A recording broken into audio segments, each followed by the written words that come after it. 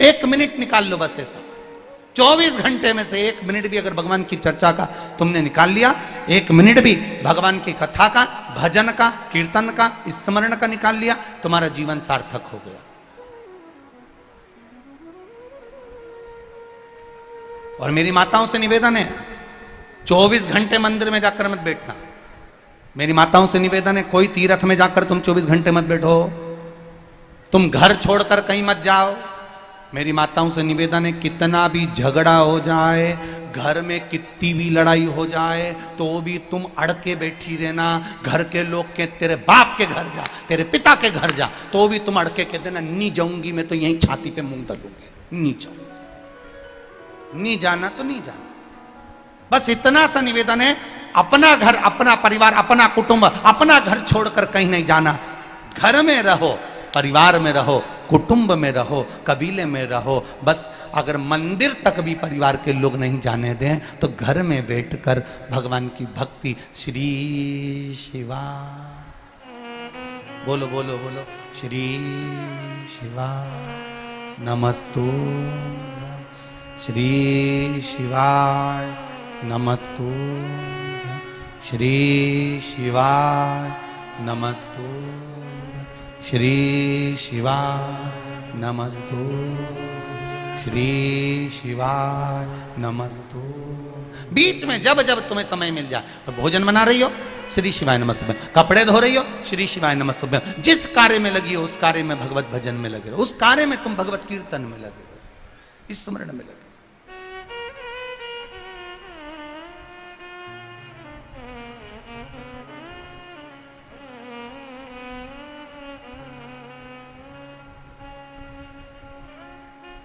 महाराज शांति देवी ने प्रश्न किया अपने पति से, स्वामी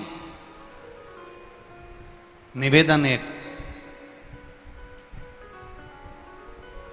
जिस बेलपत्री के वृक्ष की आप पूजन कर रहे हो, जिस बेलपत्री के वृक्ष की आप आराधना कर रहे हो, क्या इस बेलपत्री के वृक्ष में से क्या महादेव प्रकट हो सकते हैं? क्या बेलपत्री के वृक्ष में से गौरी शंकर प्रकट हो सकते हैं? ये केवल ऋषि अथर्व की पत्नी नहीं बोल रही है, ये अपने घर के बच्चे भी बोलते हैं। क्या करोगी मंदिर जाकर? क्या करोगी लोटा भर जल चढ़ाकर? क्या शंकर जी को जल चढ़ाने से ऐसा हो जाता है? क्या शिव जी पर रुद्राक्ष का जल चढ़ाने से वो अमृत तत्व प्राप्त कर लेता है? क्या शंकर भगवान को चावल चढ़ाने से ऐसा हो जाता है? क्या शिव जी को चंदन लगाने से ऐसा हो जाता है?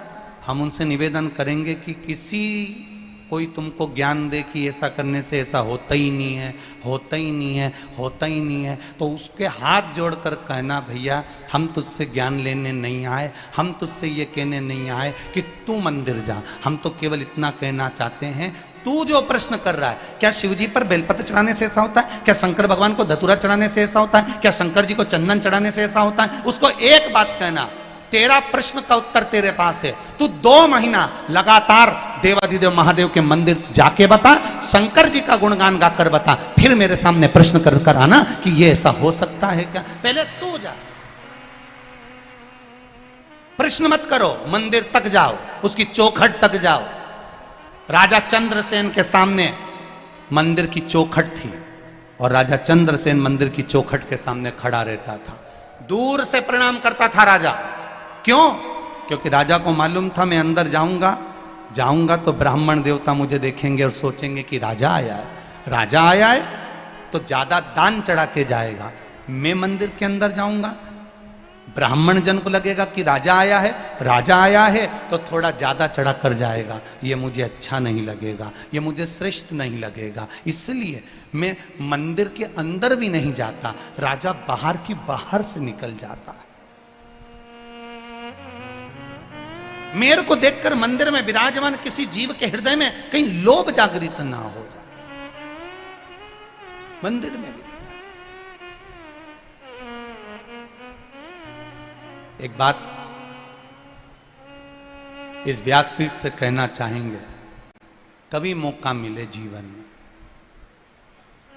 जो लोग शिव जी के मंदिर जाते हैं, शंकर भगवान का गुणगान गाते हैं, जो शिव मंदिर में जाकर रोज दिया लगाते हैं, धूप बत्ती लगाते, अगरबत्ती लगाते, तो पूजन करते हैं, उनसे इतना सा निवेदन जरूर करूंगा कि किसी लोभवश हमें भगवान की आराधना नहीं करना।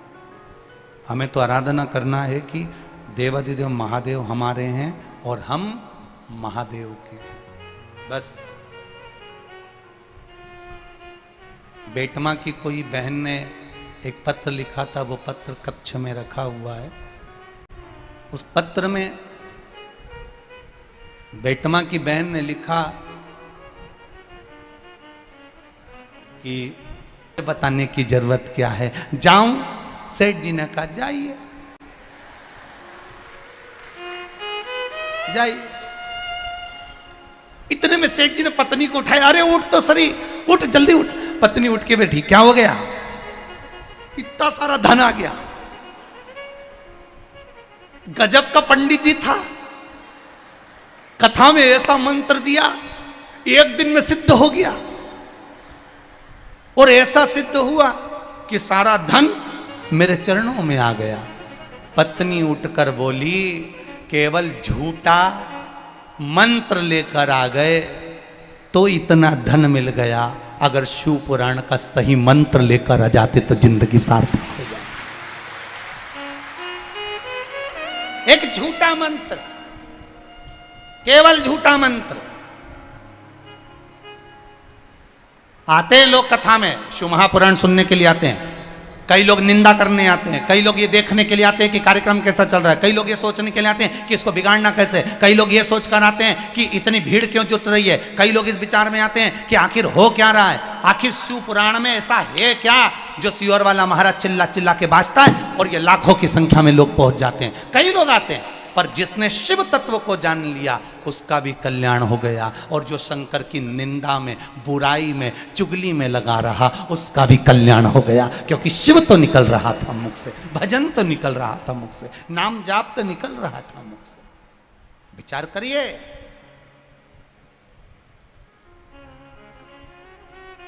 शिव तत्व को जानने का प्रयास करिए,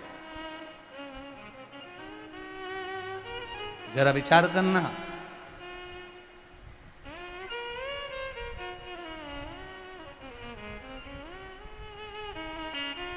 जब शिव तत्व को तुम जान जाते हो, शंकर भगवान को तुमने जान लिया, शिव महापुराण को तुमने पहचान लिया, औघड़ी दानी शंकर को जिसने जान लिया वो उसकी जिंदगी सार्थक।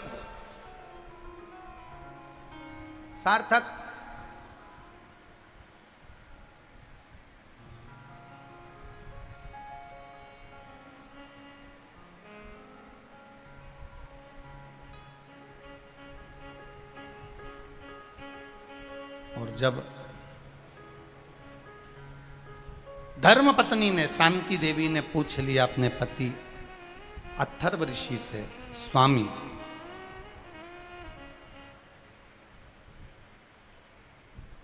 हे नाथ प्रभु, एक मन का संशय मिटा दीजिए।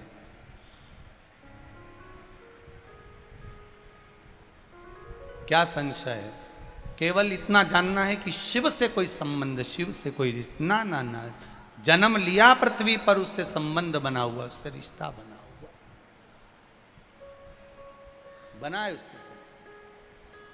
और महाराज, तेरे डमरू की धुन सुन के मैं काशी नगरिया,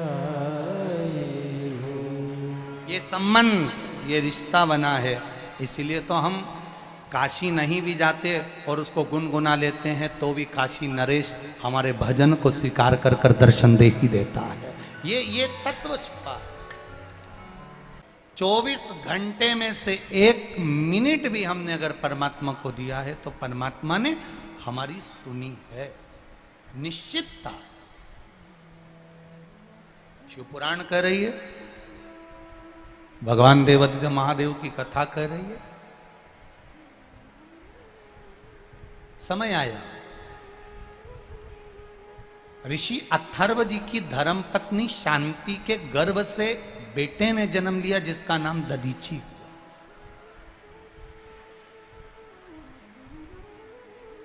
दधीची कौन? जिसने संपूर्ण जीवन में केवल जनमानस के कल्याण का कार्य किया, संपूर्ण विश्व में परमार्थ का कार्य किया। परमार्थ। अभी आपको कथा में कहा था, दुनिया में बहुत बड़े बड़े दानी होंगे पर दधीची ऋषि ऐसा कोई दानी नहीं होगा। कई लोग कहते हैं ब्राह्मण, साधु, गुरु, संत, सन्यासी, तपस्वी, साधक, उपासक, कई लोग कहते हैं ये ब्राह्मण, ये साधु, ये सन्यासी केवल लेना जानते हैं, देना नहीं जानते। कई लोग ठिठोली उड़ाने के लिए, हंसी उड़ाने के लिए कह देते हैं कि ब्राह्मण, साधु, गुरु केवल लेना जानते हैं, देना नहीं जानते। पर शिव महापुराण की कथा कहती है कि संतों में भी संत और ऋषियों में भी ऋषि और ब्राह्मणों में भी ब्राह्मण, दधीची ऋषि ऐसे थे कि उनके बराबर दुनिया में कोई दान नहीं कर पाया जिसने अपनी हड्डियों का दान तक दे दिया, जिन्होंने अपनी अस्थियों का दान दे दिया। आप शिवजी को कुछ दे रहे हो, शंकर भगवान आपको क्या दे? एक पत्र आया है, देखिए। पहले इस पत्र में जो फोटो वेंटिलेटर पर पड़ा उसको देखिए। इस पत्र के अंदर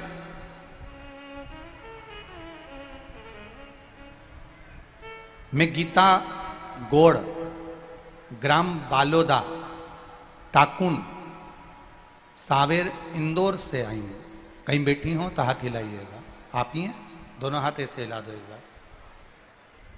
गीता गोड़, ग्राम बालोदा, टाकुन, एक बार वापिस हाथ हिला दो ऐसा।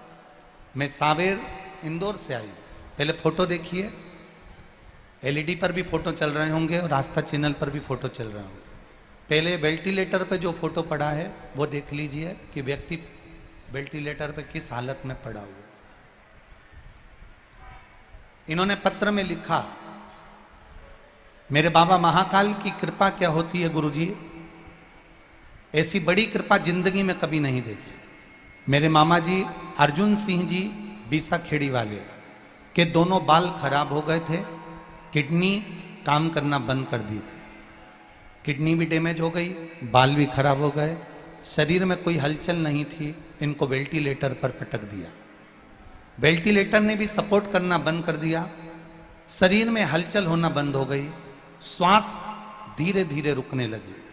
दिसंबर 2022 की 9 से 15 तारीख तक 5 दिन तक मेरे मामा जी वेंटिलेटर पर पड़े रहे।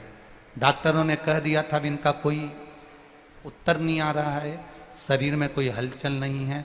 5 दिन वेंटिलेटर पर पड़े पड़े हो गए, आप इनको घर ले जाइए, अब इनमें कुछ बचना मुश्किल है। जब हर तरह से बात हो गई तब मेरे पति ने कहा कि तू शिव पुराण सुनती है, चल अपन दोनों शंकर जी के मंदिर चलते हैं। पति में, पुरुष में शिव जी के प्रति इतना प्रेम होना बड़ा कठिन है गुरुजी। मेरे पति ने मुझसे कहा चल शंकर जी के मंदिर। हम लोटा भर के दोपहर के समय शंकर जी के मंदिर चले गए। शिव जी पर हमने जल चढ़ाया, जल उठाया, बेलपत्र को भी लेकर आ गए। हॉस्पिटल में जाकर हमने डॉक्टर से कहा आप बोल रहे हो कि अब ये वेंटिलेटर भी काम नहीं कर रहा, सपोर्ट नहीं ले रहा, अगर इनकी अंतिम समय चल रहा है तो हमको इनके मुंह में थोड़ा सा ये शिव जी का जल डाल दें दो। चारों तरफ मशीनें लगी हुई थी, पूरी नलियां लगी हुई थी। उनको डॉक्टर ने मना कर दिया कि हम हॉस्पिटल में कोई पानी इनके मुंह में नहीं देने देंगे। जब बहुत विनती करी, हमने कहा एक काम करो, ये गंगा जल समझकर उनको अंतिम बिंदु में दे दीजिए। हमने डॉक्टर से विनय करा, तब डॉक्टर ने कहा ठीक है आप दे दो। 2 बूंद शंकर जी पे चढ़ा हुआ जल कान में श्री शिवाय नमस्तुभ्यम कहकर उनके मुख में डाला। गुरुदेव, उसी के 5 मिनट बाद उनके शरीर में हलचल होना प्रारंभ हो गई और शरीर में हलचल होना प्रारंभ हुआ और दूसरे दिन वेंटिलेटर से हमारे मामा जी को उतार दिया और बाबा की कृपा से जो उनकी किडनी दोनों खराब हो गई थी वो किडनी भी काम करना चालू कर दी। ये शिव तत्व है। मैं अपने मामा जी का दूसरा फोटो लगा रही हूँ जो आप टीवी पर देख रहे हैं कि मेरे मामा जी ठीक होकर वेंटिलेटर से उठकर अपने घर आ गए। ये दोनों फोटो लगाकर उन्होंने भेजा है। श्री शिवाय। बैठिए बहन। हर हर महादेव। ये शिव तत्व है। ओ घड़ी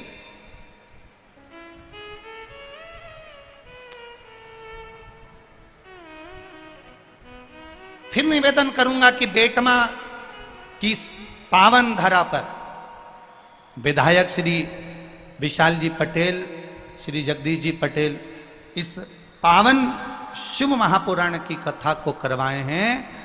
अगर ये कथा बेटमा की गोद में अगर आई है तो बेटमा वालों इससे चूकना मती।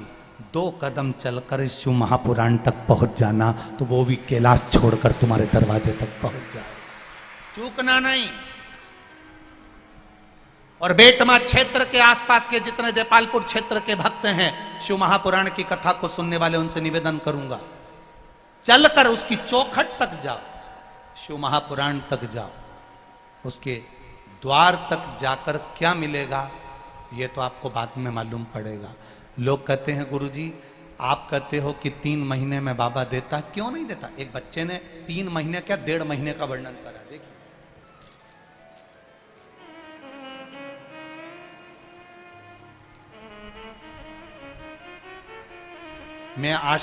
मैं अभिषेक परमार, निवासी बेटमा, इंदौर, मध्य प्रदेश।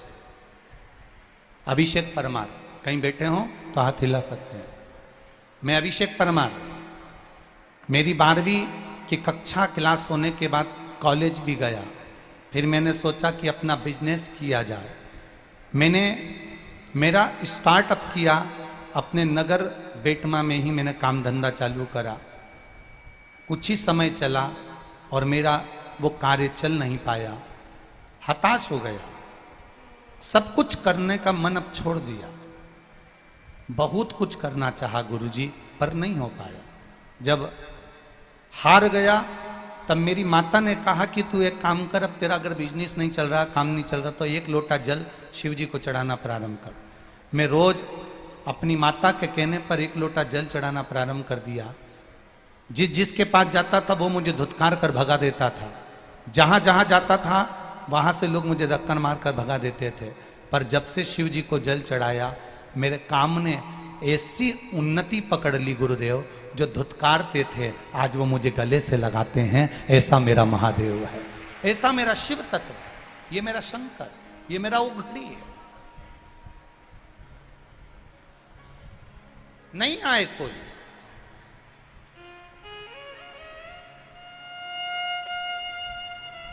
अकेले हो, जीवन का सारा दुख तकलीफ कष्ट रोग बीमारी सब आएगा। जी मनुष्य की देह मिली है, मानव का शरीर मिला है, ये तो सब होना है। पर जब सब छोड़कर चले जाएं तब आखिरी में शमशान में भी जब सब छोड़कर चले जाते हैं तब मेरा महादेव अकेला रहता है, आपके साथ कोई नहीं रहता। उसी तरह अंत समय में भी आपके सुख और दुख में भी मेरा महादेव रहता है। देवी शांति देवी के गर्भ से दधीची ऋषि का जन्म हो गया। दधीची ऋषि जिनको पिता अथर्व ऋषि ने केवल शंकर भगवान की आराधना करना सिखा दिया, केवल शिव की आराधना। दधीची ऋषि के माता पिता ने दधीची ऋषि को शिव मंदिर में जाना सिखाया, शंकर की आराधना करना सिखाया। जितने लोग आस्था चैनल पर कथा सुन रहे हैं, फेसबुक यूट्यूब पर कथा सुन रहे हैं, जितने देव बेटमा की पावन धरा पर कथा सुन रहे हैं, आप हो तब तक अपने घर के बच्चों को भी शंकर के मंदिर जाना सिखा दो, क्योंकि तुम्हारे जाने के बाद महादेव उनका हाथ पकड़ लेगा और उनको पार लगा देगा। कई लोग कहते हैं हमारी माता चली गई कोरोना में, कोई कहता है हमारा पिता चले गया कोरोना में, कोई कहता है एक्सीडेंट में चले गया, अब हमारा कौन बचा है? कौन है हमारा? कौन? और एक ना एक दिन सबको जाना है। अपने बच्चों को सिखाओ, दो पत्थर आपस में बात कर रहे हैं, नदी में पड़े हुए, नदी के तट पर पड़े हुए दो पत्थर आपस में बात कर रहे हैं। दो पत्थर, एक पत्थर दूसरे पत्थर को देख रहा है। एक पत्थर बड़ा चिकना सा, गोल मटोल सा, एकदम चिकना, एकदम सुंदर, चमकदार, बड़ा सुंदर। एक पत्थर बड़ा चिकना है, बड़ा सुंदर है, गोल मटोल है, बड़ा सुंदर।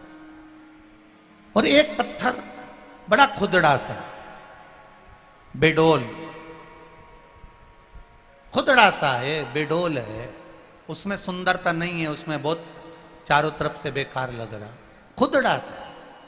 एक चिकना पत्थर है, एकदम गोल मटोल, बड़ा सुंदर, बड़ा चमकदार। और एक पत्थर खुदड़ा सा, बेडोल सा है। खुदड़ा बेडोल पत्थर ने चिकने पत्थर से, गोल पत्थर से, सुंदर पत्थर से कहा, भाई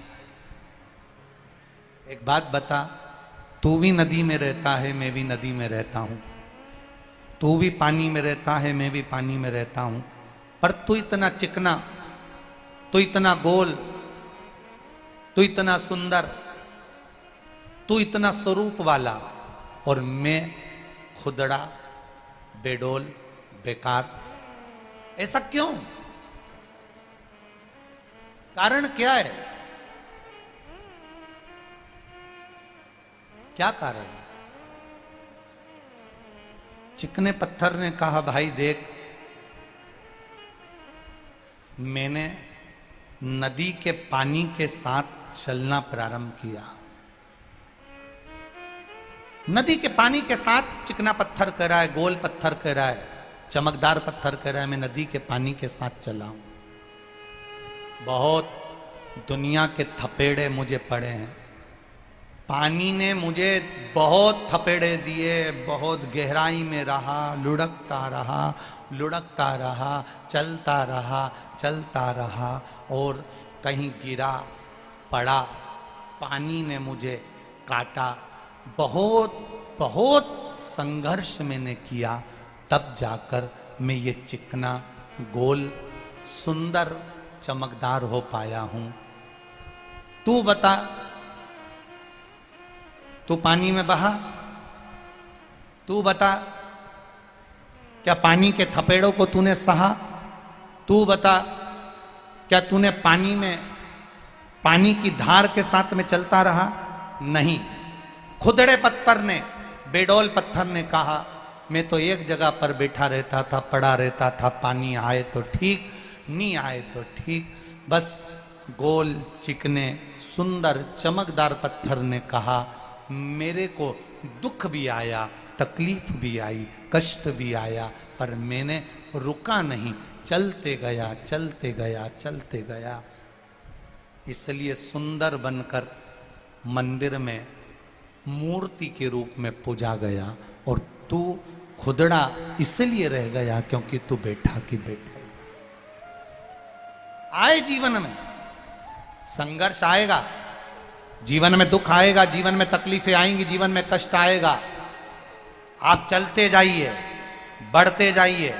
दुनिया के लोग आप पर ताने देंगे, दुनिया के लोग आपको गाली देंगे, दुनिया के लोग आपको अपशब्द कहेंगे, दुनिया के लोग आपको आड़ा टेढ़ा बोलेंगे, दुनिया के लोग आपको दिन रात कोसेंगे, तो भी तुम्हें पानी के वेग के साथ में चलते जाना है, चलते जाना है। जब चलते जाओगे तो एक दिन मंदिर की मूर्त के रूप में पूजा जाओगे। जो रुक गया वो हार गया, रुक गया जो हार गया।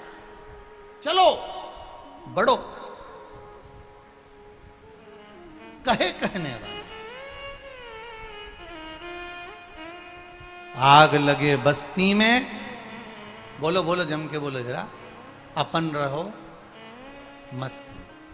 कहाँ किसके चक्कर में पड़ना। होती एक सास ने एक बहू से कहा, सुन, नई नवेली बहू थी, पढ़ी लिखी, शहर की गांव में आ गई। अब शहर की बहू गांव में आई तो कहा कि बेटा तू पढ़ी लिखी है, तुझे मक्खन बिलोना आता है? हाँ मम्मी आता है। मशीन लगा दो, मशीन से बिलो। ठीक है, मैं तेरे लिए एक मशीन खरीद के ला दूंगी मक्खन की, पर अभी तो तू हाथ से बिलो लेगी ना बेटा। हाँ मम्मी। कैसे बिलोते हैं? सास बैठ गई, मटकी सामने रखकर ऐसे रस्सी से बिलोने लगी। बहू को भी दिखा दिया, देख इसमें ऐसे ऐसे बिलोना है और छाछ को ऐसे बिलोती रहना। हाँ मम्मी। अब नई नवेली बहू, छोटी सी बिंदी लगी, सिर पे पल्लू डला, कान में कुंडल पहना, गले में हरवा, हाथ में चुड़ला, बैठ गई पाटा के ऊपर और बिलोती रही, बिलोती रही, बिलोती रही, बिलोते बिलोते। अब बहू ने कभी जिंदगी में ऐसा मक्खन तो नहीं निकाला था। उसकी मम्मी मशीन लगा देती थी, शहर में मक्खन निकाल लेती। अब इसने जो मक्खन निकला तो मटकी के अंदर जो देखा कि मक्खन आया, प्रसन्न हो गई कि जिंदगी में पहली बार तो मक्खन निकाला और इतनी जल्दी आ गया, तो बड़ी खुश हुई। आवाज लगा दी सासू को, सासू माँ, सासू माँ। हाँ बेटा, मक्खन आ गया। जो बोली मक्खन आ गया, सास गुस्से में लाल झड़झड़ाती हुई आई, सिर पे पल्लू लेके एक दिया धर के। कल की आई, ससुर का नाम लेती है। अब इसको क्या मालूम था कि मेरे ससुर का नाम मक्खन है। कल की आई, ससुर का नाम लेती है। आगे से नाम लिए तो जीवान खींच दूंगी मैं, सोच के रखना। जी मां, गलती हो गई, क्षमा कर दीजिए। अब 3 दिन बाद फिर सासू ने कहा, जा छाछ रखी बिलो लो। जो बिलो ने फिर बैठी, फिर मक्खन। अब चक्कर में पड़ी, क्या बोलूं। थोड़ी देर बाद आवाज लिखा कर बोली, सासू मां, ओ सासू मां। सासू बोली, क्या है? ससुर जी हंडी में आ गए। अब बोले तो बोले क्या। अब ये बोले कि मक्खन आ गया तो फिर थप्पड़ पड़े, तो इससे अच्छा बोल दिया ससुरा हंडी में पड़ा है। हंडी में पड़ा हो जाता है कभी कभी, सोच में, विचार में, दृष्टि में एक कहीं ना कहीं क्रम तत्व की अनुभूति हो जाए। भजन में जो सुख मिले, दुनिया के लोग अपशब्द कहेंगे, ताने देंगे, गाली देंगे, आड़ा टेढ़ा बोलेंगे, पर आप एक चिकने पत्थर में अगर बदलना चाहते हो, आप अपना स्वरूप बदलना चाहते हो, तो उसमें जल की धार के साथ आपको बहते चले जाना है, अग्रण्य बढ़ते चले जाना है। बढ़ो आप। भजन, कीर्तन, सत्संग, स्मरण करते चलो। आज कथा में आदरणीय संजय भैया शुक्ला जी पधारे हैं, भाभी जी भी आई हैं। हम इनको एक बात के लिए बहुत हमेशा साधुवाद देते रहते हैं कि आप अपने क्षेत्र में कथा करवाकर, सत्संग कराकर, भगवान शिव की भक्ति कराकर संपूर्ण क्षेत्रवासियों को हमेशा भगवत भजन में डुबो कर रखते हैं। और आज विशाल भैया पटेल को हम भी इस बात के लिए साधुवाद देंगे कि अगर ये शिव महापुराण की कथा संपूर्ण क्षेत्रवासियों के कल्याणार्थ और एक आनंद की अनुभूति कराने वाली है, जो बेटमा की इस पावन धरा पर सिद्धेश्वर बाबा की कृपा से हो रही है, ये शिव तत्व। करो भजन, करो कीर्तन, करो मंत्र जाप, और भजन भोले बाबा का करते रहोगे तो संसार सागर से तरते रहोगे। दधीचि ऋषि का जन्म, दधीचि ऋषि की उत्पत्ति, दधीचि ऋषि का जन्म हुआ। माता पिता ने समझा दिया कि शंकर जी की आराधना करना है, शिव तत्व को जानना है। एक लोटा जल लेकर भगवान देवाधिदेव महादेव के पास पहुंचना है, शंकर का गुणगान करना है।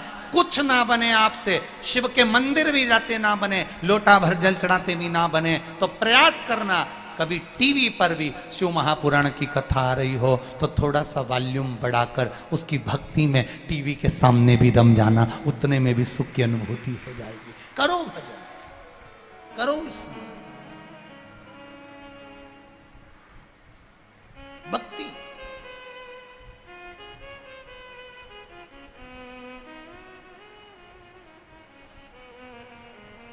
दधीची बाबा लग गए विश्व भक्ति,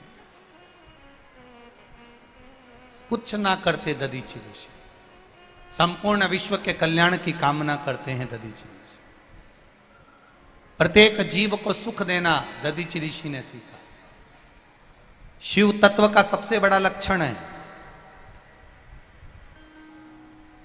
मंदिर में दिया लगाओ ना लगाओ, मंदिर में अगरबत्ती जलाओ ना जलाओ, भगवान के मंदिर में पुष्प चढ़ाओ ना चढ़ाओ।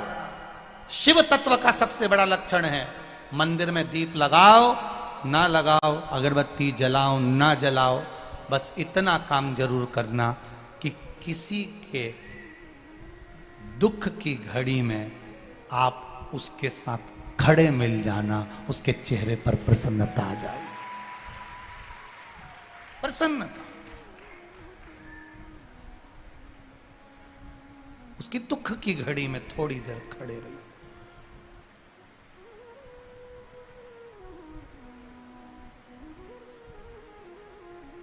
आया दुख आया है, चले जाएगा, वापिस सुख भी आ जाएगा, पर आप उसकी दुख की घड़ी में अगर 2 क्षण खड़े हो गए ना तो वो जिंदगी भर नहीं भूल पाएगा, जिंदगी भर नहीं भूल सकता, जिंदगी भर। आप खड़े होइए उसकी दुख की घड़ी में।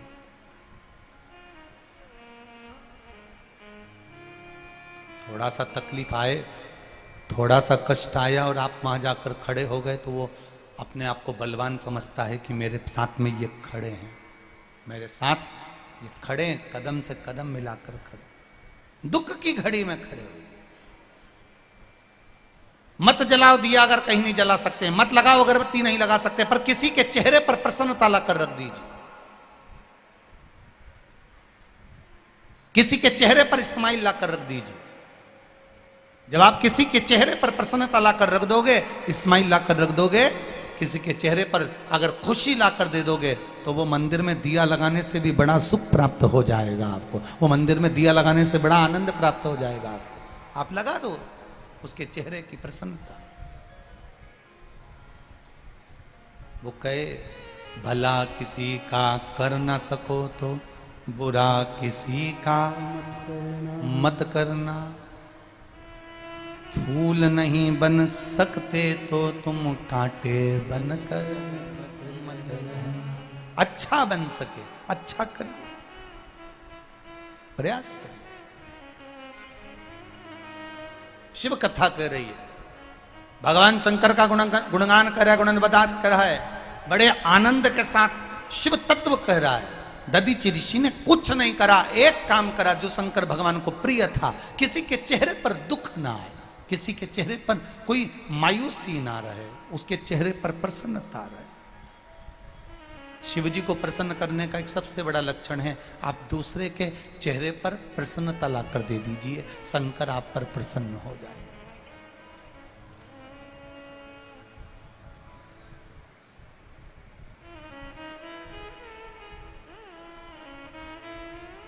बहुत विचित्र संसार है, बहुत विचित्र संसार। आज के जमाने में प्रत्येक व्यक्ति किसी न किसी के पाँव को खींचने में लगा हुआ है, बस खींचने वाला पाँव खींचता रहे, तुम इस हाथ को परमार्थ के कार्य में लगाते रहो, वो पाँव खींचता रहेगा, ऊपर वाला हाथ खींचता रहे, लगाते रहो।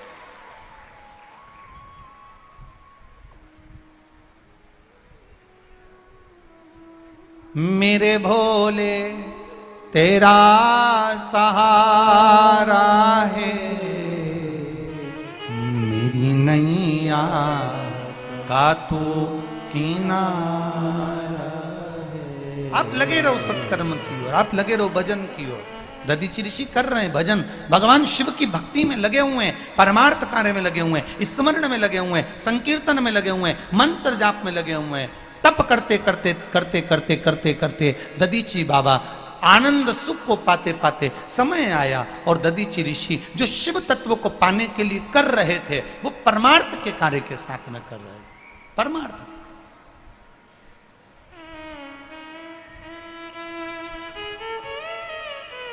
दो चीजें होती हैं, एक व्यक्ति भजन करता है तो भगवान के लिए करता है, और दूसरा व्यक्ति ऐसा होता है जो भजन करता है तो दिखावे के लिए करता है। शंकर भगवान के मंदिर में जब भी जाना एक लोटा जल चढ़ाने के लिए, तुम ये मत सोचकर जाना कि मुझे कौन देख रहा है, मुझे कौन देख रहा है, ये सोचकर जल चढ़ाने नहीं जाना। शिव जी के मंदिर में जाना तो ये विचार कर कर जाना कि मुझे महादेव देख रहा है और मैं महादेव को देख रही हूं, बस इससे ज्यादा कोई नहीं देख रहा।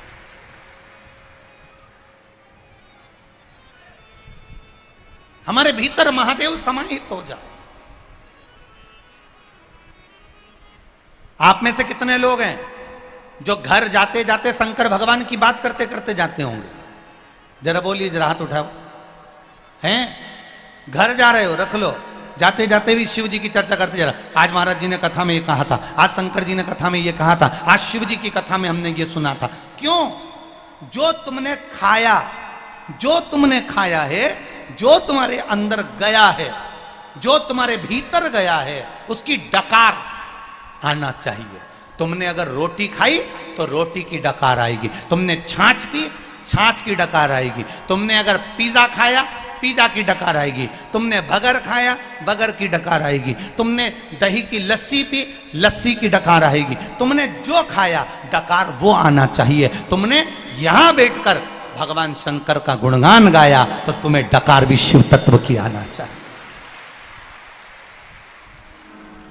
तुम्हें भजन का एक स्वरूप तुम्हारे सम्मुख में प्रकट होना चाहिए।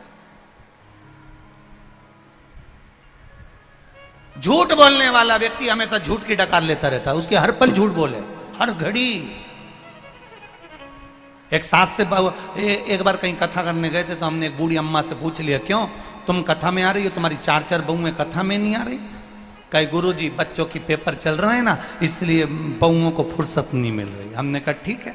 हम दूसरी जगह मिलने के लिए गए, मिलने के लिए गए तो वहां पर बैठे तो उनकी बहू मिल गई। बहू से पूछा क्यों बेटा तू कथा में नहीं आ रही? कि मम्मी हमें सब मना कर देती तू कथा में मत जा। अब बताओ, झूठ बोली डोकरी, पकड़ाई में आ गई बहू के मुख से। क्यों ना? झूठ बोलने वाले को झूठ की डकार आएगी, सत्य बोलने वाले को सत्य की डकार आएगी, राम बोलने वाले को राम की अर्थात जिस भजन में तुम लगे हो, शंकर की भक्ति में लगे हो, शंकर के स्मरण में लगे हो, शंकर के गुणगान में लगे हो, तो वो बार बार उपज कर तुम्हारे भीतर से बाहर प्रकट होगा। तुमने शिव पुराण सुनी, तुम्हारे कानों से अंदर चली गई, तुमने पी ली शिव पुराण को, अंदर उतार लिया, तो बात बात में जैसे ही किसी को तकलीफ हुई तुमने कह दिया शंकर जी के मंदिर चली जा, एक लोटा जल चढ़ा दे, डकार निकल के बाहर, शिव तत्व निकल के बाहर, जा शंकर के मंदिर जा। किसी के यहां दुख आया, निकल कर बाहर, एक पत्र आया देखो,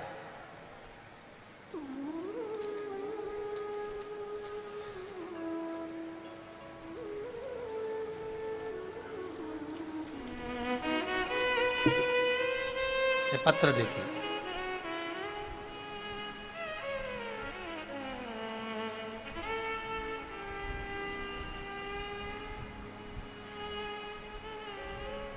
शिवजी राम चौहान, गवली पलासिया महू, जिला इंदौर मध्य प्रदेश से। कहीं बैठे हो तो हाथ हिलाइएगा। शिवजी राम चौहान, गवली पलासिया महू, जिला इंदौर। कहीं बैठे हो तो हाथ हिलाइएगा, कहीं बैठे हो। गुरुजी, मेरी छोटी लड़की जिसके घर में 3 लड़कियों ने जन्म लिया, बच्चेदानी की एक ट्यूब उसकी फट गई, बेकार हो गई। डॉक्टरों ने कह दिया कि अब इसको एक भी संतान नहीं होगी और इसको संतान का सुख अब नहीं रहेगा।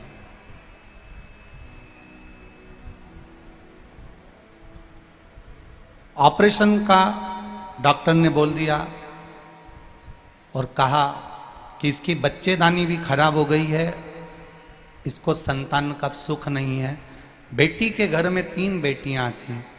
बेटी की आंख में हमेशा जल रहता था कि मेरे यहाँ पुत्र नहीं, और मेरे अब बच्चे को जन्म भी नहीं दे सकती।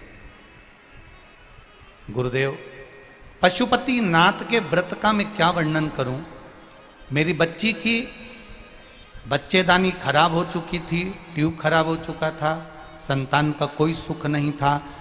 3 बेटियां होने के बाद अब उसका कोई चांस नहीं कि इसको संतान हो। फिर भी पड़ोसन के कहने पर इसने पशुपति व्रत कर लिया, और पशुपति व्रत करने के बाद बस 3रा व्रत पूर्ण हुआ और इसका गर्भ ठेर गया। अब देखिए गुरुदेव, गर्भ ठेरा, बच्चेदानी खराब, संतान नहीं होना थी तो भी गर्भ ठेर गया। बाबा की कृपा देखिए, इसके 2 पशुपति व्रत और हुए और बाबा की कृपा ऐसी हुई 31 अक्टूबर 2022 को मेरी बेटी के गर्भ से एक बेटे ने जन्म ले लिया। ये शिव तत्व है, ये शंकर, ये ओ घड़ी। उस बेटे का मैं फोटो भी लगा रही हूं। बेटे ने जन्म लिया। डॉक्टर ने कहा कि तुम्हारी बेटी का गर्भाशय खराब था, संतान जो हुई है इस बच्चे के फेफड़े काम नहीं कर रहे हैं, ये बच्चा दूसरे बच्चे जैसा नहीं रहेगा, बच्चा हाथ पैर से विकलांग रहेगा, ये बच्चा स्वस्थ नहीं रहेगा। गुरुदेव, सुनते से ही घर का व्यक्ति सीहोर गया, कुबेरेश्वर धाम पर जाकर बाबा से विनती करी। वहाँ कंकर शंकर को प्रणाम कर कर बाबा से मांग कर एक बेलपत्र और एक रुद्राक्ष लेकर आ गए। हम बहुत प्रार्थना करें तब जाकर वहाँ के लोगों ने हमें रुद्राक्ष दिया। हम उस रुद्राक्ष को लाए, पानी में गलाकर शिवजी को चढ़ाए, उसको बच्चे के शरीर पे लगाना प्रारंभ करा कि बाबा इसके फेफड़े खराब हैं और बच्चा हाथ पैर से विकलांग रहेगा, ये डॉक्टर कह रहे हैं। गुरुदेव, बाबा का क्या गुणगान करूं, मेरे जो बच्चा है वो हाथ पैर से भी ठीक हो गया और डॉक्टर कह रहे हैं उसका फेफड़ा भी काम करना प्रारंभ कर दिया। ये शिव तत्व जिसका फोटो में उस बच्चे का लगा रहे। इसलिए बेटमा में हम यहां प्रणाम करने के लिए बाबा को आए। हर हर शिव तत्व को जान कहे, आपका भजन, आपकी भक्ति, आपकी दृढ़ता, आपका विश्वास जब प्रबल हो तो उसका एक आनंद अपने आप समाहित, अपने आप। शिव महापुराण की कथा कहती, दधीचि ऋषि ने अपने भजन के बल को बढ़ाया, और दधीचि ऋषि के भजन के बल को जो बढ़ाया, केवल भजन का बल कैसे बढ़ सकता है। तो शिव कथा कह रही है कि परमार्थ का कार्य कर कर कितना कितना ये बेटमा नगर के, आप थोड़ी थोड़ी दूर पर जाके देखो, बेटमा नगर के एक एक व्यक्ति ने पानी के प्याऊ खोल रखे हैं। थोड़ी थोड़ी दूर पर जाकर देखो, कोई पोहा बांट रहा है। कोई कर्म ना करना कि हमारे जाने के बाद कहीं संसार के लोग हमको याद भी करें तो अपशब्द कहें, ऐसा कर्म ना करिए। कितने बड़े बड़े दानी हुए, कितने बड़े बड़े धर्मात्मा हुए, कितने बड़े बड़े सत्कर्मी हुए। दानियों में भी गिनती होती है राजा कर्ण की।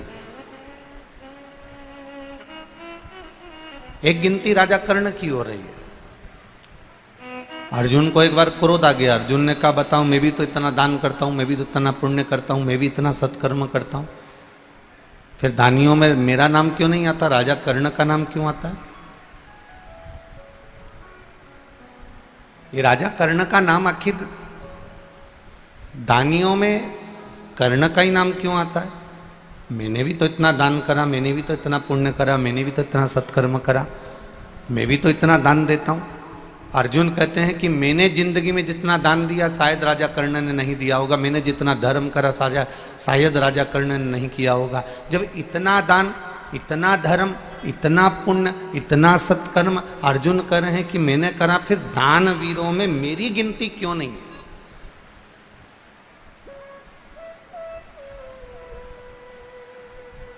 कोई जरूरी नहीं है कि आप गाय को रोटी दान दे रहे हो तो तुम्हारी दानवीरों में गिनती होगी।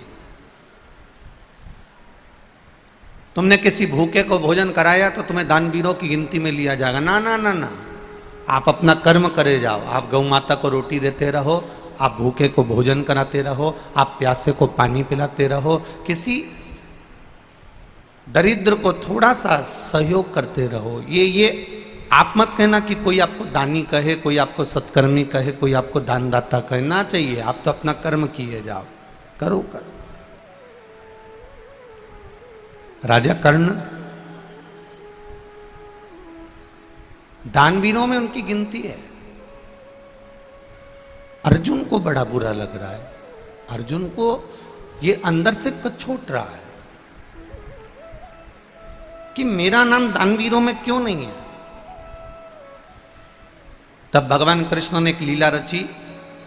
भगवान कृष्ण ने एक पर्वत पर बहुत सारा सोना रख दिया, इतना सोने का पर्वत बना दिया, इतना सोने का पर्वत बना दिया, और अर्जुन से कहा, अर्जुन ये इतना सारा सोना है, सबको, प्रत्येक गांव के लोगों को बुलाओ और ये सोना दान देते जाओ। अर्जुन ने सारे नगर में डोंडी पिटवा दी कि मेरे पास में सोना दान करना है, आइए और सोना लेकर जाइए। अब सोना लेकर जाओ, सोना लेकर जाओ, सारे नगर में सूचना कर दी कि सोना लेकर जाइए। पूरे नगर में सूचना, गांव के लोग सोना लेने आ रहे हैं, तगाड़ी लेकर आ रहे हैं, बोरी लेकर आ रहे हैं, बारदान लेकर आ रहे हैं, बैग लेकर आ रहे हैं, झोला लेकर आ रहे हैं, खड़े होते हैं। अर्जुन पूछता है, तुम्हें कितना चाहिए, तुम्हें क्यों चाहिए।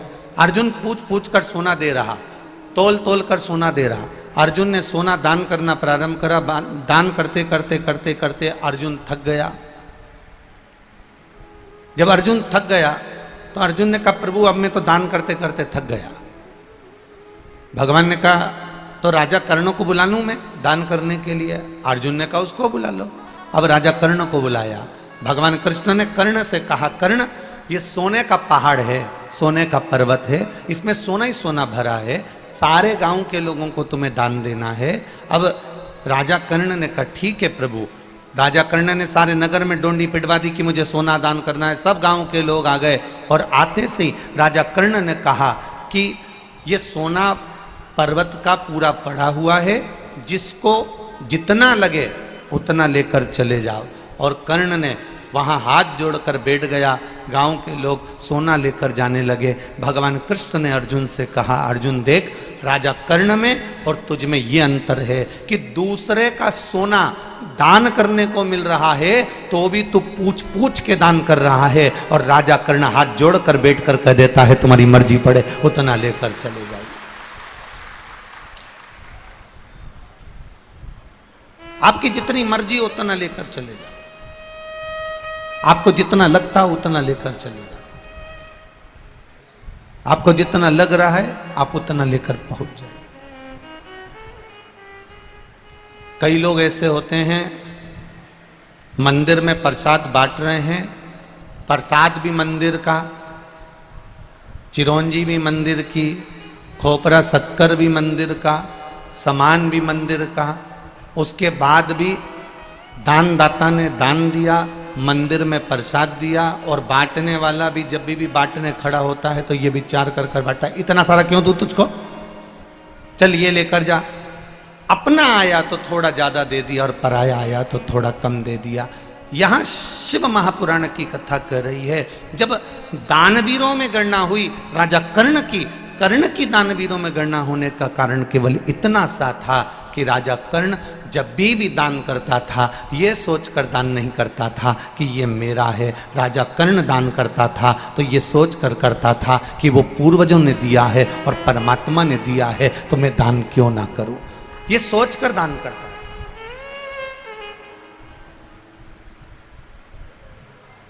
जिस दिन घर की बहुएं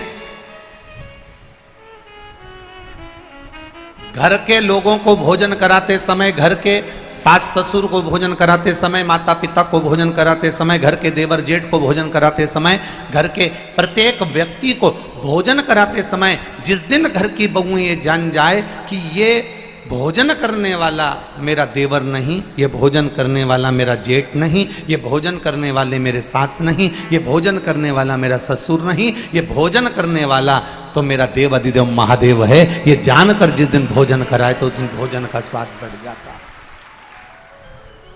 उस दिन भोजन का स्वाद बढ़ जाता।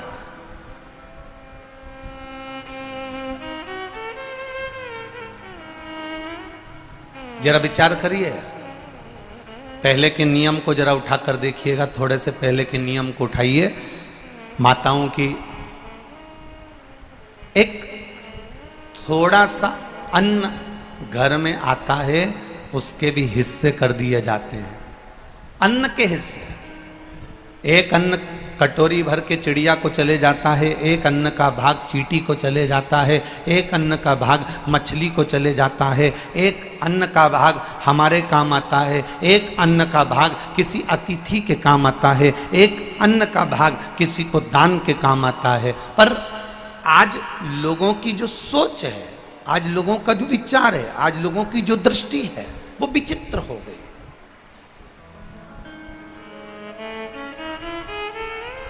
वो स्वयं के लिए ढूंढ रहा है, वो स्वयं के लिए पाना चाहता है।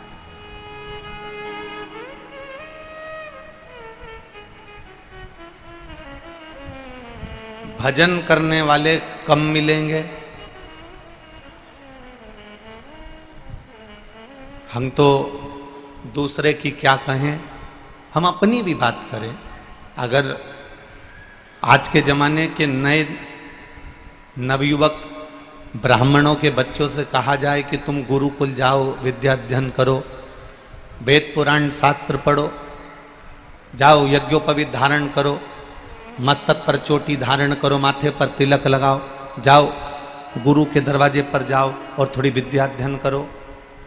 तो आज के जमाने के नवयुवक बच्चे कहते हैं पिताजी कि हम कर लें, मना नहीं है, काका जी हम कर लें, मना नहीं है।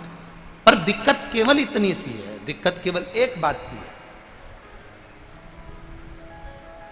ये नवयुवक बच्चे संस्कृत पढ़ने को तैयार हैं, ये नवयुवक बच्चे पूजन करने को तैयार हैं, ये नवयुवक बच्चे मंदिर में सेवा करने को तैयार हैं, ये नवयुवक बच्चे भगवान का गुणगान करने को तैयार हैं। पर कारण केवल एक पड़ता है कि ये नवयुवक बच्चे जब सत्कर्म की ओर, धर्म की ओर अग्रण्य होते हैं तो कुछ लोग अपने ही ऐसे होते हैं जो इन बच्चों को, सत्कर्म करने वाले बच्चों को बार बार टॉर्चर करते हैं, हंसते हैं, उपहास करते हैं, जिसके कारण ये बच्चे उस सत्कर्म की लाइन को ना पकड़कर कहीं गलत लाइन की ओर चले जाते हैं। फिर हमको दुख होता है कि ये क्यों हो गया, किस कारण हो गया, कारण क्या बन गया, फिर हमको दुख होता है।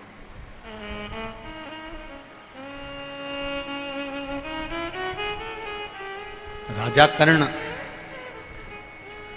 दानवीर है, राजा हरिश्चंद्र दानवीर हैं, पर शिव महापुराण की कथा कह रही है कि इन दानवीरों की लिस्ट में एक दानवीर बड़ा विचित्र है, जिसकी बराबरी दुनिया का कोई दानवीर नहीं कर सका।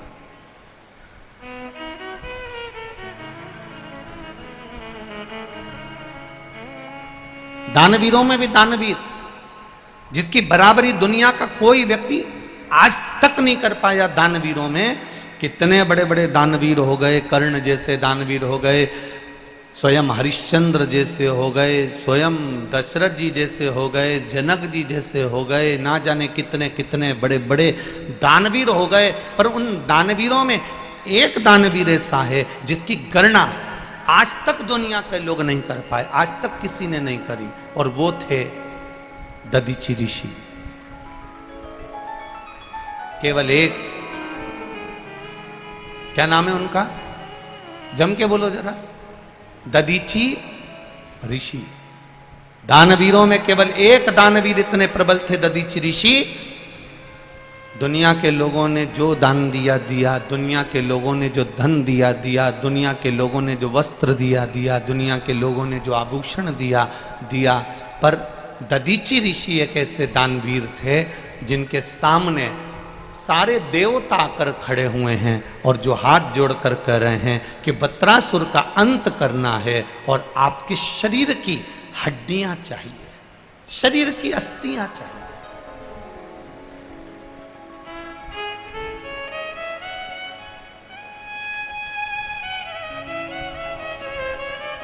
आपके शरीर की केवल अस्थियां दे दीजिए। इंद्र को भी संकोच हो रहा था दधीचि ऋषि से अस्थियां मांगने में। इंद्र को भी संकोच हो रहा था दधीचि ऋषि से उनकी हड्डियां मांगने में। क्यों? क्योंकि दधीचि ऋषि के जो पिता थे अथर्वा, दधीचि ऋषि के पिता ऋषि अथर्वा और दधीचि ऋषि की माता शांति देवी, जो कि शिव भक्ति में लगे रहते थे। इनकी शिव भक्ति करने का तरीका अलग था।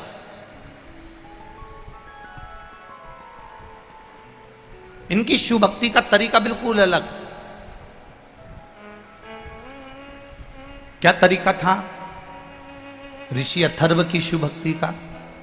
जहां पर बेलपत्री का पौधा मिलता था, जहां बेलपत्री का वृक्ष मिलता था, उस बेलपत्री के वृक्ष के पास मिट्टी की क्यारी बनाते थे।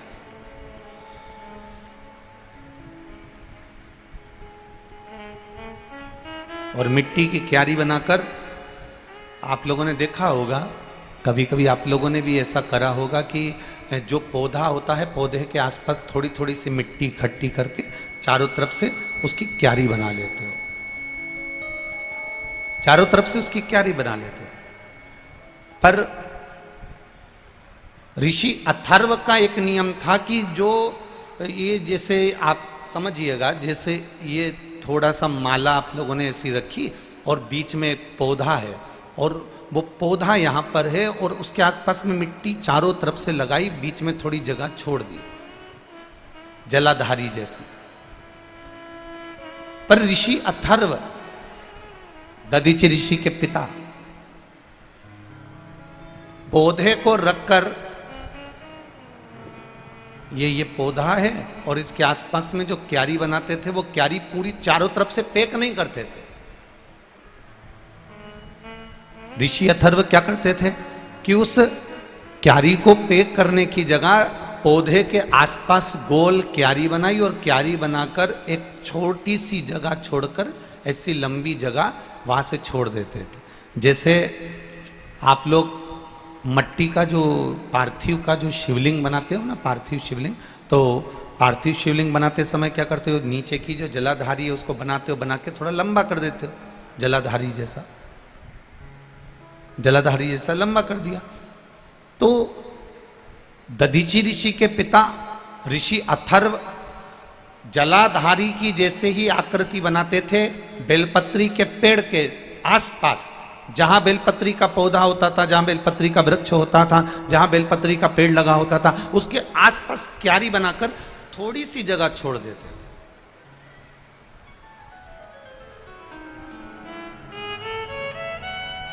और वो थोड़ी सी जगह छोड़कर ऋषि अथर्व उसी को, बेलपत्री के पौधे को ही शंकर और पार्वती मानकर बेलपत्री के पौधे की ही अर्चना करते थे, उन्हीं का भजन करते, उन्हीं का स्मरण करते थे, उन्हीं का। अभी परसों की कथा में आप लोगों से कहा था, स्मरण होगा आप लोगों को, कि बन सके जिंदगी में तो एक बेलपत्री के पौधे को बड़ा करो, उसको लगाओ, उसकी पूजन करो।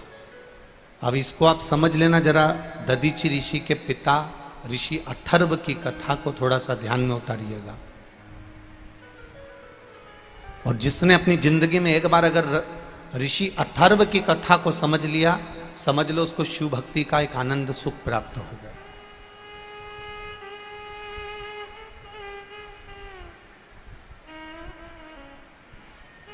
दो चीजें बड़ी पुण्यप्रद होती हैं। एक, किसी वृक्ष के आसपास क्यारी बनाकर उसमें जल देना।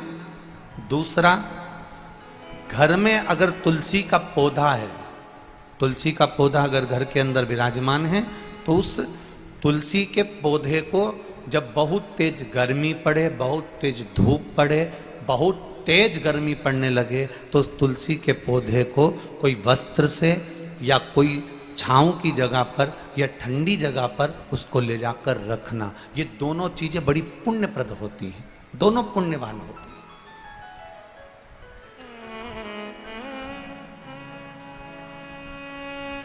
दोनों पुण्यता है।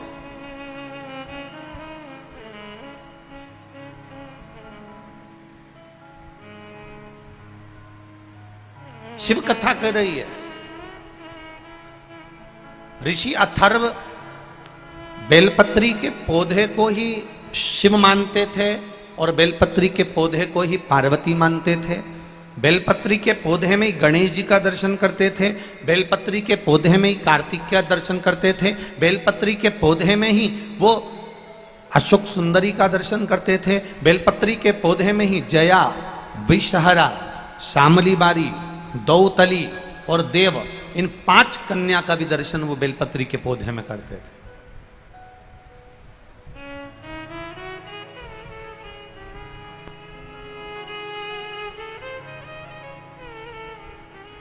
जिस बेलपत्री के पौधे में,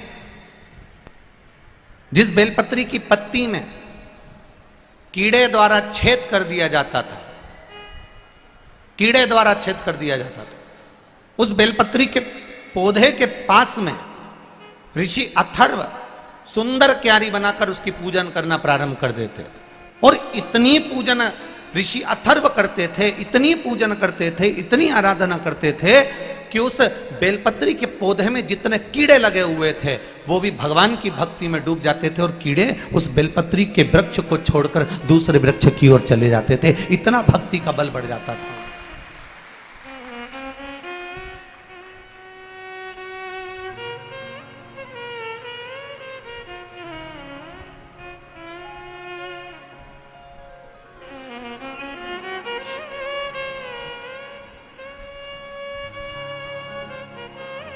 जरा समझिएगा इस बेलपत्री की पत्ती का।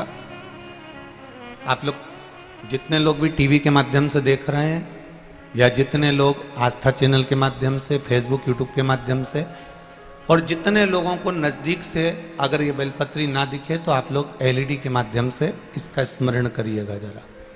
ये बेलपत्री की पत्ती है। इस बेलपत्री की पत्ती में धोने के बाद भी, साफ करने के बाद भी अगर बेलपत्री की पत्ती में कहीं चक्र रह जाता है या बेलपत्री की पत्ती में नीचे गदा रह जाती है, डूठ रह जाता है, और वो डूठ वाली, वो चक्र वाली बेलपत्र यदि हम समर्पित करते हैं तो उसका पुण्यता हमारे खाते में नहीं आता। चक्र कैसा और गदा कैसी, डूठ कैसा। बेलपत्री की पौधे की डंडी में से बेलपत्री तोड़ी तो नीचे डूठ रह जाता, देखा है ना माताओं? जम के बोलो जरा, देखा है सबने? उस डूठ को निकाल दिया जाता है, उस डूठ को निकाल कर रख दिया जाता है। अब चक्र की स्थिति क्या रहती है कि बेलपत्री का जो पौधा होता है उस पौधे में किसी किसी पत्ते में एक जैसे कागज रहता है और कागज में एक चने का दाना रख दो और चने का दाना रखकर कागज को दबा दो तो उसमें फुंसी जैसा एक भाव उत्पन्न हो जाता है। कभी कभी आप लोगों ने देखा होगा, उसमें उभरा हुआ भाग उत्पन्न हो जाता है। जिस बेलपत्री के पत्ते में, जिस बेलपत्री के पत्ते में कहीं उभरा हुआ सा भाग अगर नजर आता है, जैसे दाने जैसा अगर नजर आता है, या बेलपत्री का पत्ता नीचे से एक बिंदु जैसा उचक कर सामने आ जाता है तो वो चक्र माना जाता है। वो बेलपत्री शिव को समर्पित नहीं करी जाती। और यहां तक शिव महापुराण की कथा कर रही है, अगर आपके पास में नूतन कोई बेलपत्र नहीं है, आप किसी जगह से बेलपत्र लेकर नहीं आए हो, बेलपत्र आपकी थाली में नहीं है, पूजन की थाली में नहीं है, शिव महापुराण यहां तक कहती है कि शंकर भगवान पर चढ़ी हुई बेलपत्र उठाओ, उसको धो और वापिस उसको हाथ में लेकर देवाधिदेव महादेव से अपने हृदय की बात कहकर वो बेलपत्र वापिस शिव जी को समर्पित कर दो। शिव उसको स्वीकार कर ले, शंकर उसको स्वीकार कर ले।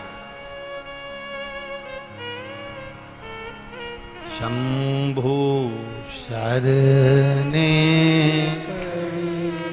मांगू घड़ी दुख काटो दया करी न दर्शन आपो। विनय निवेदन करें। ऋषि अथर्व दधीचि ऋषि के पिता शिव जी की आराधना करने के लिए बेलपत्री के पौधे के पास में मिट्टी की क्यारी बनाते हैं और उसके सामने थोड़ी सी जलाधारी बनाते हैं। बेलपत्री के पौधे की पूजन में लगे रहते हैं, उसकी आराधना में लगे रहते हैं, उसकी सेवा में लगे रहते हैं। और सेवा करते करते करते करते करते करते एक बार उनकी धर्म पत्नी शांति देवी ने उनसे प्रश्न किया।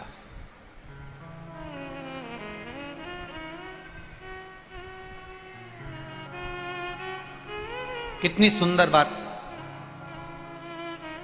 पत्नी पति से बात भी कर रही है तो शंकर भगवान की कर रही है, और एक आज की पत्नी पति से थोड़ी देर भी अगर बात होती है तो केवल सामान लाने की ही होती है।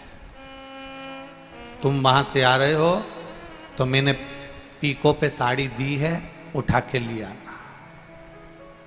तुम अगर वहां से आ रहे हो तो सब्जी मंडी से आधा किलो गिलकी लिया। अब एक जरा विचार करिएगा, एक ऋषि अथर्व की धर्म पत्नी है जो केवल शिव की चर्चा कर रही है, एक सुदामा जी की पत्नी है सुशीला जो केवल द्वारकाधीश की चर्चा कर रही है, एक अर्जुन की धर्म पत्नी है द्रौपदी जो केवल भगवान कृष्ण की चर्चा कर रही है, एक पांडवों की माता कुंती जो बार बार भगवान कृष्ण की चर्चा कर रही है।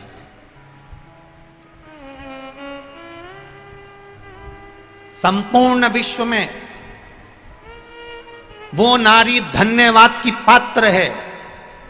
संपूर्ण विश्व में वो नारी सबसे ज्यादा धन्यवाद की पात्र होती है जो अपने पति से, अपने परिवार वालों से थोड़ी देर राम कृष्ण और शिव की चर्चा करती है। वो धन्यवाद की पात्र।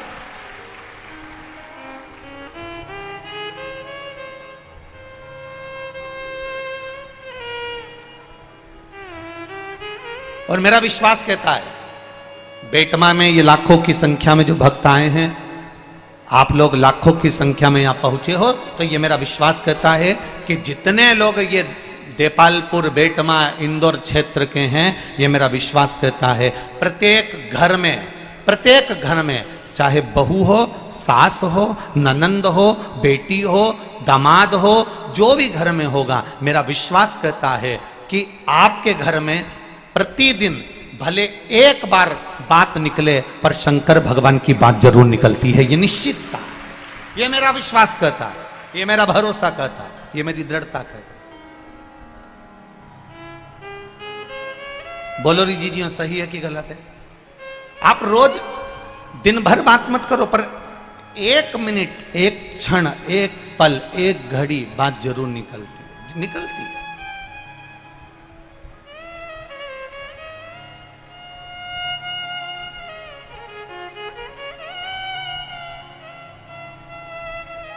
और हम तो हमेशा कहते आए, आज फिर कह रहे हैं, जितनी भी माताएं कथा सुनने के लिए आए, जितनी भी माताएं कथा श्रवण करने के लिए आए, उनसे निवेदन है कि प्रयास करा करो कि अपने घर के पुरुष को भी एक लोटा जल हाथ में देकर शिव मंदिर भेजने का प्रयास करा करो। कारण दिन भर दुकान पर बैठकर वो कमाता है, दिन भर व्यापार वो करता है, दिन भर व्यापार करता है, दिन भर बैठकर कमाता है। सुबह 8-8 बजे से 9-9 बजे से लेकर 12-12 1-1 बजे तक वो व्यापार करता है। प्रेशर बढ़ल बा। सुबह 8-8 बजे से लेकर 11-11 12-12 बजे तक वो कार्य करता है। प्रत्येक घर की माता का एक नियम होना चाहिए कि अपने पति से कहे कि 5 मिनट शंकर जी के मंदिर चले जाओ। जो तुम्हारे घर के पास में मंदिर है, जो तुम्हारे घर के करीब में मंदिर है, उसमें जाओ, एक लोटा जल चढ़ा कर। पति पूछेगा क्यों? तू जा तो रही है, तू चढ़ा तो रही है, क्या तेरे जल चढ़ाने से क्या मुझे फल नहीं मिलेगा? पत्नी हाथ जोड़कर कह देना, मैं भोजन करूंगी तो मेरा पेट भराएगा और तुम भोजन करोगे तो तुम्हारा पेट भराएगा। ये तुम्हारे लिए। पत्नी कमाने नहीं जाती, पति कमाने जाता है तो झूठ भी उसको बोलना पड़ता है, बेईमानी भी उसको करना पड़ता है, 1 रुपए का 2 रुपया भी उसको करना पड़ता, छल भी उसको करना पड़ता, कपट भी उसको करना पड़ता। पति की कमाई का, पति की जायदाद का हिस्सेदार पत्नी भी होगी, बेटा भी होगा, पर पति ने जो कर्म करा है उस कर्म का हिस्सेदार कोई नहीं होगा, केवल उस अकेले को भोगना पड़ेगा। इसलिए तुम जाओ, 1 लोटा जल लेकर जाओ और जल चढ़ाओ। बहुत विडंबनाओं से भरा हुआ यह मानव का देह और मानव का शरीर है, बहुत विडंबनाओं से भरा हुआ है। मानव का देह, मानव का शरीर बड़ी विडंबनाओं से भरा हुआ है। आज के जमाने में भजन करने वाले कम मिलेंगे, नाम जाप करने वाले कम मिलेंगे, स्मरण करने वाले कम मिलेंगे, कीर्तन करने वाले कम मिलेंगे, भगवान की सेवा करने वाले कम मिलेंगे, दिखावा करने वाले ज्यादा मिलेंगे। अब तुम उसको भी जाने दो। अभी अभी तुम देखो कि इतनी गेहूं की फसल चल रही है, कितनी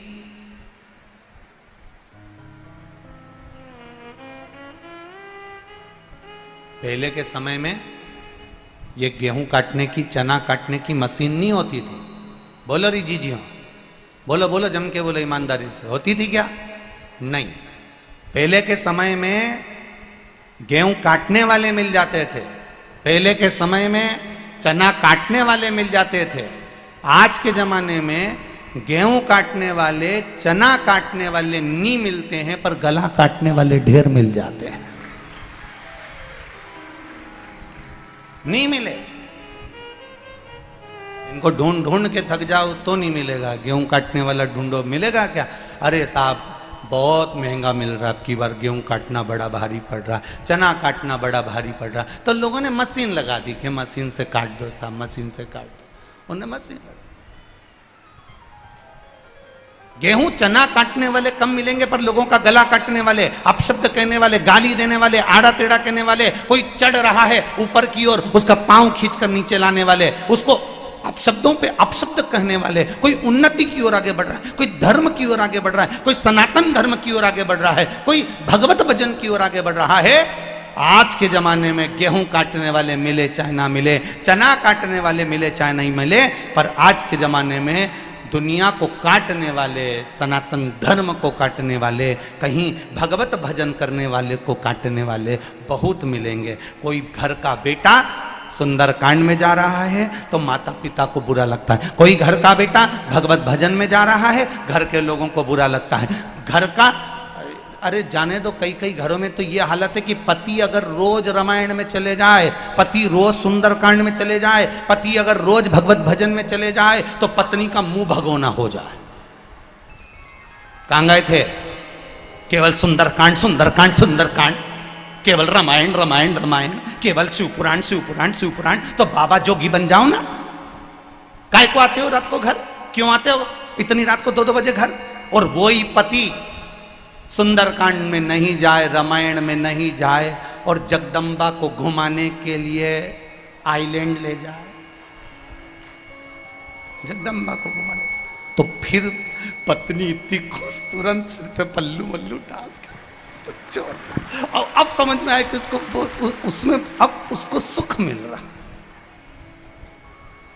भजन में जाने पर उसको सुख की अनुभूति नहीं हो रही है, रामायण में जाने पर उसको सुख की अनुभूति नहीं हो रही है, शिव महापुराण में जाने पर उसको सुख की अनुभूति नहीं हो रही है। ये हमारी सोच है कि ये रामायण में क्यों जा रहा है, ये भगवत भजन में क्यों जा रहा है, ये कीर्तन में क्यों जा रहा है, ये मंत्र जाप में क्यों जा रहा है। नियम बनाओ बेटमा की माताओं कि अपने घर के एक एक बच्चे को शंकर के मंदिर में भेजने की एक ललकता पैदा करना है कि जा शिव मंदिर में जाकर तू जल चढ़ा, शंकर के मंदिर में जा। अपने पति से एक बार दिन में 24 घंटे में एक बार शंकर की चर्चा करना है, राम की चर्चा करना है, कृष्ण की चर्चा करना है, भगवत भजन की चर्चा करना है। अपने घर में दादियों से निवेदन है दिन भर बैठकर रोटी खाए, कांदा निपटाए और उसके बाद दांत खुरती जाए, उससे अच्छा है 2 मिनट बैठकर भगवत चर्चा करना है। क्यों करना है? क्योंकि ये भगवत चर्चा ही हमारे जीवन का एक सुख पा जाती है। जब कोई नहीं आता, दुख की घड़ी जब आती है, परिवार, नाते, रिश्ते, कुटुंब, कबीला ये सब चले जाता है, दूर हट जाता है, तब उस जगह पर तुमने जो शंकर भगवान की कथा सुनी है, शिव मंदिर गए हो, शंकर भगवान की अर्चना करी है, शिव चर्चा करी है, तब उस जगह पर मेरा महादेव आकर खड़ा हो जाता है। फिर कोई नहीं, शिव हो।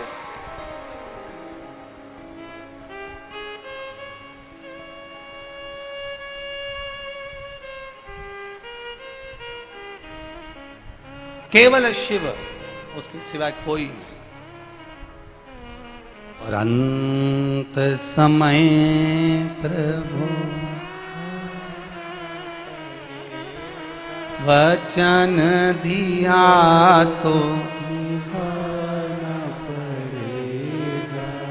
आए ना आए प्रभु कुटुंब कबीला, अंत समय प्रभु आना पड़ेगा, वचन दिया तो निभाना पड़ेगा। अंत में कोई नहीं आएगा, तब वो खड़ा मिलेगा। एक पत्र आया है ये अंत समय का, देखिए, कोई नहीं आएगा तब वो आएगा।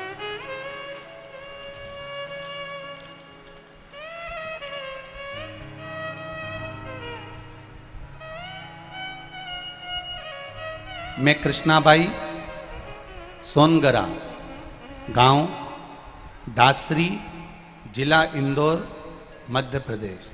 कहीं बैठी हो तो हाथ हिलाइएगा, कहीं बैठी हो तो हाथ हिलाइएगा। मैं कृष्णाबाई, सोनगरा, गांव दासरी, जिला इंदौर। कहीं बैठी हो तो हाथ हिलाइएगा।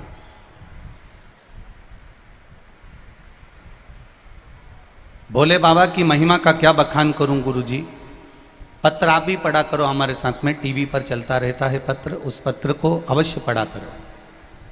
मैं कृष्णाबाई, सोनगरा, गांव डासरी, जिला इंदौर, मध्य प्रदेश, MP से हूं। भोले बाबा की महिमा का क्या बखान करूं गुरुजी। मेरा 13 महीने की बच्ची का अचानक पेट दर्द हुआ। हम इंदौर डॉक्टर के पास ले गए और डॉक्टर ने बच्ची का पेट देखकर सोनोग्राफी का रिपोर्ट में बच्ची के पेट में आते उलझी हुई बता दी। डॉक्टर ने तुरंत ऑपरेशन का कहा और ऑपरेशन बड़ा होना था, चीरा भी लगना था और बड़ी आंतों को सुलझाना था। डॉक्टर ने कहा था पूरी आंतें बाहर निकालना पड़ेगी और आंतें बाहर निकालने के बाद फिर उसको सुलझाया जाएगा। हम लोग बड़ी चिंता में पड़ गए। 13 महीने की बच्ची है, इसका इतना बड़ा ऑपरेशन करा देना और आंतों को बाहर निकलकर सुलझाना, ये तो बड़ा कठिन काम है। बाबा से प्रार्थना करी क्या करा जाए। हॉस्पिटल में ही हम उस बच्ची को ऑपरेशन के लिए डॉक्टर कह रहा था, वहीं पास में कोई कंपाउंडर खड़ा हुआ था और वो कहता है कि एक काम करो, मौका मिल जाए तो सीहोर किसी को भेजकर रुद्राक्ष बुलवाओ, उस रुद्राक्ष का जल देना चालू करो। हमने सीहोर रुद्राक्ष मंगवाया और रुद्राक्ष का जल पानी में गलाया, शिवजी को देना प्रारंभ करा। शंकर जी को चढ़ाते, वो इस बच्ची को 2-2, 4-4 बूंद दे देते। 13 महीने की बच्ची को हमने फिर बी केयर हॉस्पिटल में डॉक्टरों को दिखाया, फिर वापस CT स्कैन प्रारंभ हुई।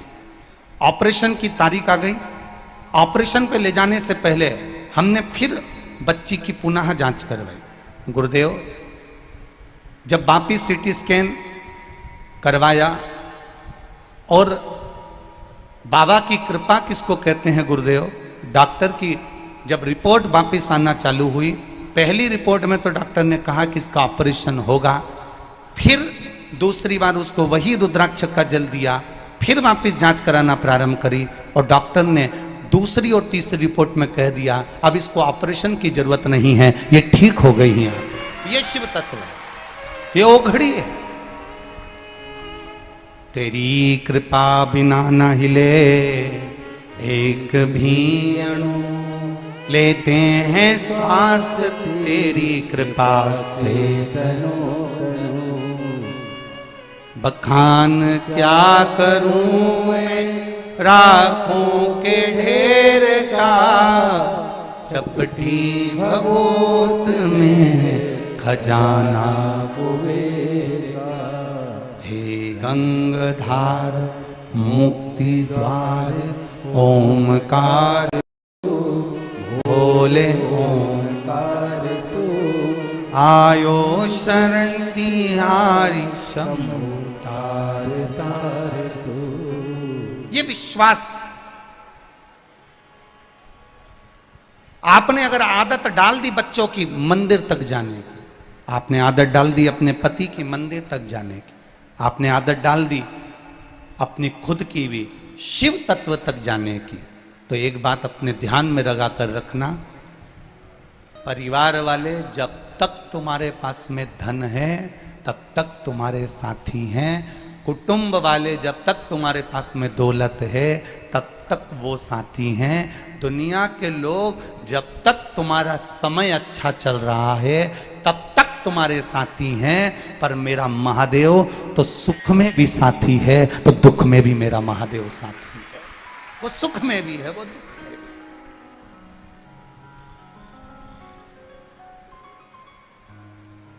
वो एक लाइन आप लोग गुनगुनाते रहते हो ना, जब कोई नहीं आता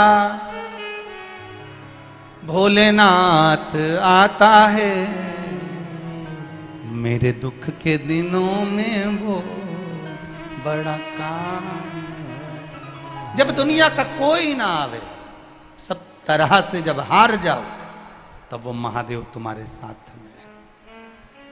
ब्रह्मा मेरे ब्रह्मदेव ब्रह्मलोक में रहते हैं, मेरे भगवान विष्णु बैकुंठ लोक में रहते हैं, पर मृत्यु लोक का अगर कोई देव है तो वो देव अधिदेव महादेव है, बैठा है।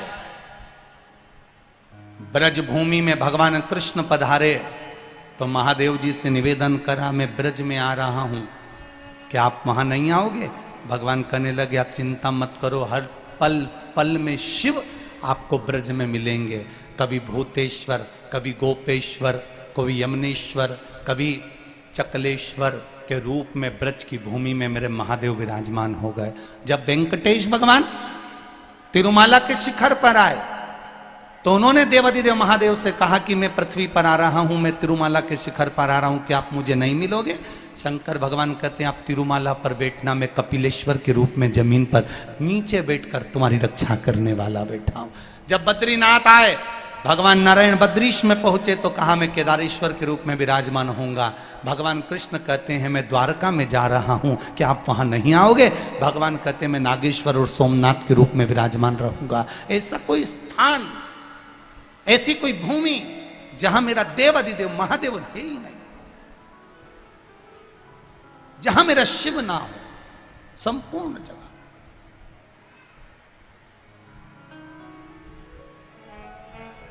करो प्रयास,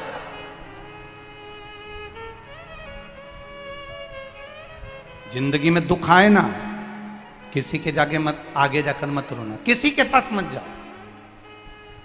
जीवन में दुख आए किसी के पास जाकर रोने की जरूरत नहीं है। पति ने कह दिया, सास ने कह दिया, ससुर ने कह दिया, बहू ने ये कह दिया, नातेदार ने कह दिया, रिश्तेदार ने ये कह दिया, किसी से मत कहो कि मेरे जीवन में ये दुख आन पड़ा।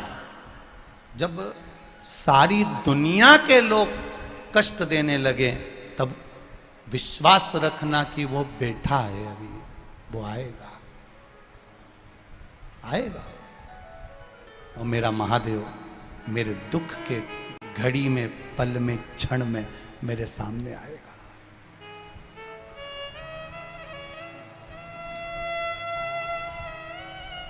अपन पहले भी कथा में काज फिर कह रहे हैं, बच्चा रोता है तो कह देते हैं बाबा आया, बच्चा चुप हो जाता है। जरा बड़ा बच्चा है, जिद कर रहा है, तो अपन चिल्ला के कहते बुलाऊं थारा दाई जी के, बुलाऊं थारा बाबू जी के, बुलाऊं क्या? बच्चा जिद करना बंद कर देता।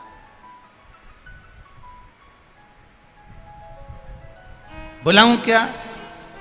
बस बच्चे ने जिद करना बंद कर दिया। छोटा बच्चा रो रहा है तो कह दिया बाबा आ रहा है, बच्चा चुप हो गया। उसी तरह जब तुम्हारे जीवन में कहीं तकलीफ, दुख, कष्ट, रोग, बीमारी सामने आकर खड़ी हो जाए, तब कह देना अब भी आऊं, एक लोटा जल चढ़ा के मेरा बाबा मेरे साथ आएगा और मेरे दुख मिटा कर जाएगा। अभी आऊं, सारी समस्या का हल। जरा जम के बोलो, एक लोटा। अभी आऊं मैं सिंह जी के मंदिर से, अभी आई, 2 मिनट में मैं शंकर जी के मंदिर से दौड़ के। रुक तू, अभी आई।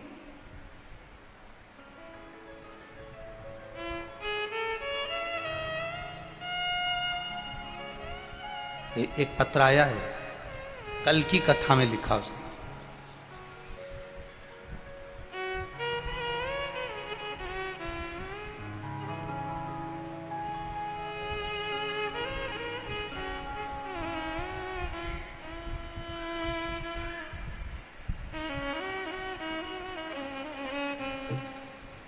अंत समय प्रभु आना पड़ेगा, वचन दिया तो निभाना पड़ेगा। आए न आए प्रभु कुटुंब कबीला, अंत समय प्रभु आना पड़ेगा, वचन दिया तो निभाना पड़ेगा। अंत समय प्रभु आना पड़ेगा, वचन दिया तो निभाना पड़ेगा।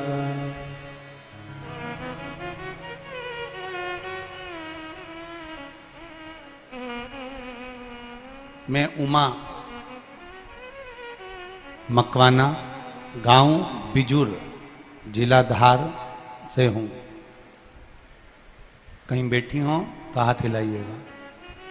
मैं उमा मकवाना, गांव बिजूर, जिला धार से हूं। मेरे बेटे को पथरी हो गई थी। मैंने उसे बहुत से अस्पताल में दिखाया। सभी ने हॉस्पिटल में ऑपरेशन करने का बोला सोनोग्राफी के अनुसार, पर बेटा कभी शिव मंदिर नहीं जाता था, कभी शंकर भगवान के मंदिर में बेटा नहीं जाता, शिव जी को जल नहीं चढ़ाता। मेरा विश्वास था भोलेनाथ जी पर। मैंने शंकर जी को जल चढ़ाना प्रारंभ करा, बेलपत्री लाकर बेटे को देना चालू करा। उसने पहले तो बेलपत्री खाई नहीं, रख दी, अलमारी के ऊपर पटक दी, खाई नहीं। फिर मैंने देखा कि अलमारी पर बेलपत्र पड़ी है, उसको मैंने उठाकर पीस कर बेटे को दे दी। बेलपत्र खिलाने की आदत डाली। गुरुदेव, रात्रि के 11 ही बजे थे, 3 दिन ही निकले थे और बेटे की पथरी यूरिन के माध्यम से निकलकर बाहर हो गई और बेटे को भी विश्वास जागृत हो गया कि शिव कुछ है। अब मेरा बेटा भी रोज मंदिर जाता है और जल चढ़ा कर आता है। ये शिव तत्व, ये शंकर औघड़ी है। एक पत्र में किसी ने लिखा है कि बाबा देवादिदेव महादेव पर जल चढ़ाने का, उस जल की महत्वता को जानने का मौका मिला है शिव तत्व के माध्यम से। पहचानो उसको। ऋषि अथर्व कुछ नहीं कर रहे हैं, केवल बेलपत्री के पेड़ के आसपास में क्यारी बनाकर उसकी पूजन कर रहे हैं। कुछ मत बन रहे तुमसे करते। आप शंकर भगवान को एक लोटा जल नहीं चढ़ा सकते, आप शंकर भगवान को एक बेलपत्र नहीं चढ़ा सकते, आप शंकर भगवान को एक चावल का दाना नहीं चढ़ा सकते, आप शंकर भगवान के मंदिर तक भी नहीं जा सकते। तो शिव महापुराण की कथा कहती है उसके शिखर का दर्शन मात्र कर लिया तो भी देवादिदेव महादेव कृपा कर दिया। केवल शिखर का दर्शनम, शिखर दर्शनम सर्व पाप नाशनम, मात्र शिखर का दर्शन कर कर भी हम सुख पा सकते हैं, केवल शिखर।